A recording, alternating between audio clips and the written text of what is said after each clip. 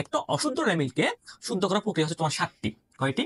7টি। Dear student, আজকে দেখো আমরা কি করব। দেখো, রেমিলে যে সমস্ত ভুল ধরা পড়ে না সেগুলোকে আবার দুইভাবে ভাগ করা যায়। দেখো, ভুল সম্পর্কে আলোচনা করবো রেমিলের মধ্যে, ঠিক আছে? যে সমস্ত ভুলগুলো হচ্ছে রেমিলে ধরা পড়ে না ওই ভুলগুলাকে আমরা দুই ভাগে ভাগ করতে পারি, ঠিক আছে? এখন দেখো, একটা হচ্ছে নীতিগত ভুল আর একটা হচ্ছে করণিক ভুল, ঠিক আছে? আমার করণিক ভুলটা আবার 4 ভাগে ভাগ করছে। অনেক বইয়ে দেখবা 4 ভাগে চাইতে আর একটা ভাগ বেশি আছে। অনেক বইয়ে 5 ভাগও দিচ্ছে, অনেক বইয়ে চারটাও দিচ্ছে, কিন্তু প্রধানত 4টা, ঠিক আছে? এখন দেখো, নীতিগত ভুলটা কি, নীতিগত ভুলটা কেমনে চিনবো? তো নীতিগত ভুল চিনতে হলে আমাকে মুনাফা জাতীয় লেনদেন আর মূলধন জাতীয় লেনদেন সম্পর্কে জানতে হবে, ঠিক আছে? নীতিগত ভুল চিনতে হলে এখন মুনাফা জাতীয় লেনদেন কি? মুনাফা জাতীয় লেনদেনগুলো হচ্ছে যে লেনদেনগুলা বছরে একাধিকবার হবে তাকে আমরা মুনাফা জাতীয় লেনদেন বলবো। কি হবে যে ভাইয়া? যে লেনদেনগুলা বছরে একাধিকবার হবে ওই লেনদেনগুলাকে আমরা মুনাফা জাতীয় লেনদেন বলতে পারবো, ঠিক আছে? আর মূলধন জাতীয় লেনদেন কোনগুলা? যে লেনদেনগুলা বছরে একাধিকবার হবে না, ঠিক আছে, ওই লেনদেনগুলাকে আমরা মূলধন জাতীয় লেনদেন বলতে পারি। এখন দেখো, আমি একটু উদাহরণ দিচ্ছি নীতিগত ভুলটা কেমনে চিনবো। তো দেখো, এখন দেখো, পণ্য ক্রয় 5,000 টাকা আসবাবপত্র হিসেবে লেখা হয়েছে, ঠিক আছে? এখন দেখো, পণ্য ক্রয় এটা কোন জাতীয় লেনদেন আমাকে চিনতে হবে। পণ্য কি আমরা বছরে একবার কিনি যে নাকি বারবার কিনি?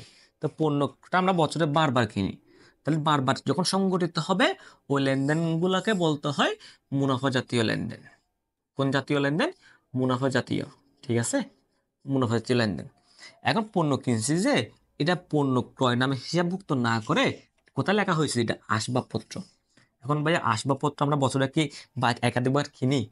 আসবাবপত্র আমরা একাধিকবার কিনি না, ঠিক আছে? যখন একাধিকবার কিনি না, তাহলে এটা কোন জাতীয় লেনদেন হচ্ছে? এটা মূলধন জাতীয় লেনদেন হচ্ছে, মূলধন জাতীয় লেনদেন, ঠিক আছে?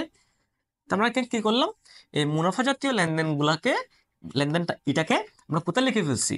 মূলধন জাতীয়তে লিখে ফেলছি। তাহলে বা এটা কোন ধরনের ভুল হবে? মুনাফা জাতীয় লেনদেনকে যখন মূলধন জাতীয় লেনদেনে লিখে ফেলবো তখন জাতীয় ভুল, এটা হচ্ছে নীতিগত ভুল, ঠিক আছে? এখন এটাকে মুনাফা জাতীয় লেনদেনকে মূলধন জাতীয় লিখছি। আবার অনেক সময় দেখবা মূলধন জাতীয় লেনদেনগুলোকে মুনাফা জাতীয় লিখছে, সেম। এখন আরেকটা উদাহরণ দিচ্ছি, দেখো, যন্ত্রপাতি ক্রয় 20,000 টাকা,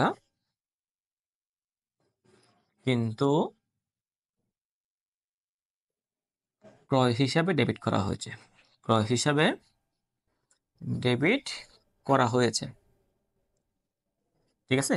এখন দেখো, যন্ত্রপাতি ক্রয়, যন্ত্রপাতি ভাই আমরা কি বছরে একাধিকবার কিনি? যন্ত্রপাতি ভাই একাধিকবার কিনি না। যদি একাধিকবার যখন হচ্ছে না, তাহলে এটাকে আমরা বলতে পারবো এটা মূলধন জাতীয় লেনদেন, মূলধন জাতীয় লেনদেন। এখন এই মূলধন জাতীয় লেনদেনটাকে আমরা কোথায় লিখছি? যে ক্রয় হিসাবে। ক্রয় বলতে পণ্য ক্রয়, ঠিক আছে? এখন এই ক্রয়টাকে বছর আমরা একবার করি যে, এটা তো বারবার করি। বারবার করলে এটাকে বলতে হয় মুনাফা জাতীয় লেনদেন। কি জাতীয় লেনদেন? মুনাফা জাতীয় লেনদেন। এখন তাহলে কি হচ্ছে? এই মূলধন জাতীয় লেনদেনটাকে আমরা কোথায় লিখে ফেলছি? মুনাফা জাতীয় লেনদেনে অন্তর্ভুক্ত করে ফেলছি। তাহলে এই ধরনের ভুলগুলোকে বলা হয় যে নীতিগত ভুল, ঠিক আছে? তাই নীতিগত ভুল তো ক্লিয়ার হয়ে গেছে না? এখন করণিক ভুল, এই করণিক ভুলকে আবার 4টা ভাগে ভাগ করছে। একটা হচ্ছে বাদ পড়ার ভুল, আরেকটা হচ্ছে লেখার ভুল, বেদাখিলের ভুল, পরিপূরক ভুল। অনেক বইয়ে এই 4টার বাইরেও আরেকটা দিছে, ঠিক আছে? ওটা না পড়লেও চলে। এখন দেখো, বাদ পড়ার ভুল কি? অনেক সময় দেখবা অঙ্ক করার সময়, আর্থিক বিবরণী করার সময় অনেকগুলো সমন্বয় থাকে, হিসাব বাদ পড়ে গেছে, হিসাবভুক্ত হয় নাই, ঠিক আছে? এরকম লেখা থাকতে পারে যে এন্ট্রিগুলো বাদ পড়ে যাবে, লিপিবদ্ধ হবে না বা হিসাবভুক্ত হবে না, ওই লেনদেনগুলাকে বলবা, ওই ভুলগুলাকে বলবো তোমার বাদ পড়ার ভুল।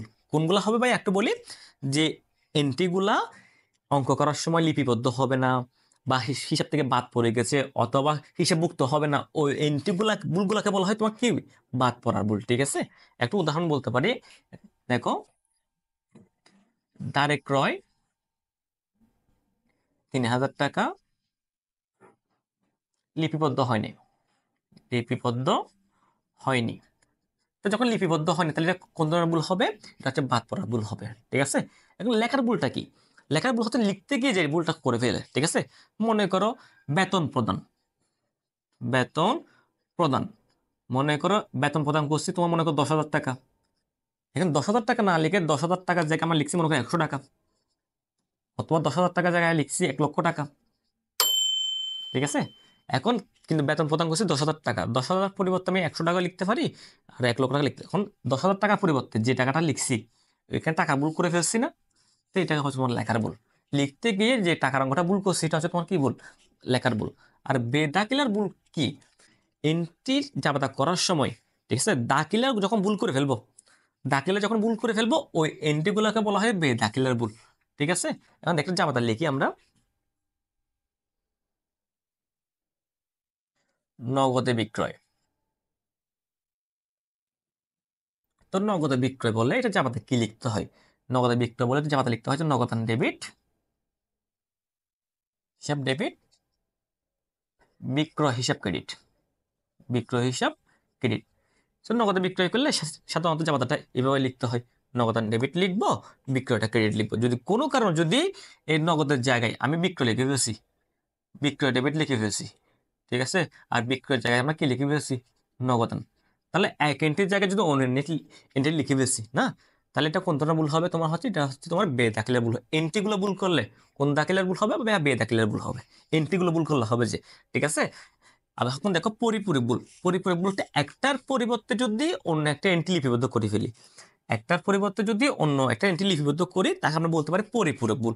ঠিক আছে, মনে করো আমি বেতন প্রদান করছি, বেতন প্রদান করছি 500 টাকা, ঠিক আছে।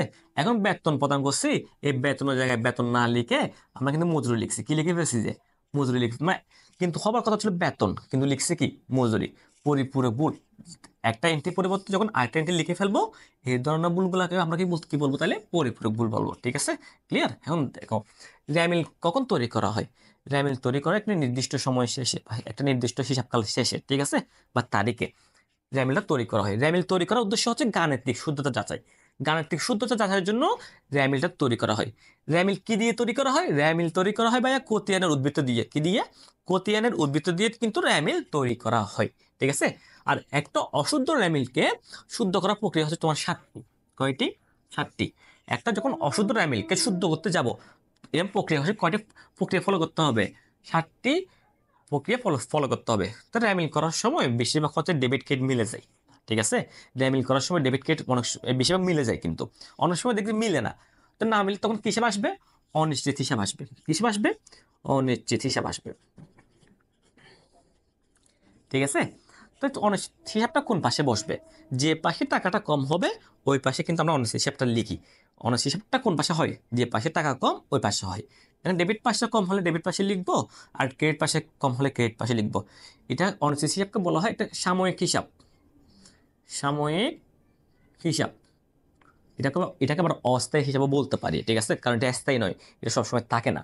তো অনিশ্চিত হিসাবে আমরা কি বলতে পারি, এটাকে সাময়িক হিসাব বলতে পারি আর অস্থায়ী হিসাবও বলতে পারি, অস্থায়ী হিসাব, যাকে ইংলিশে এই অনিশ্চিত হিসাবকে ইংলিশে বলা হয় সাসপেন্ড অ্যাকাউন্ট, কি বলা হয় যে সাসপেন্ড অ্যাকাউন্ট। ঠিক আছে,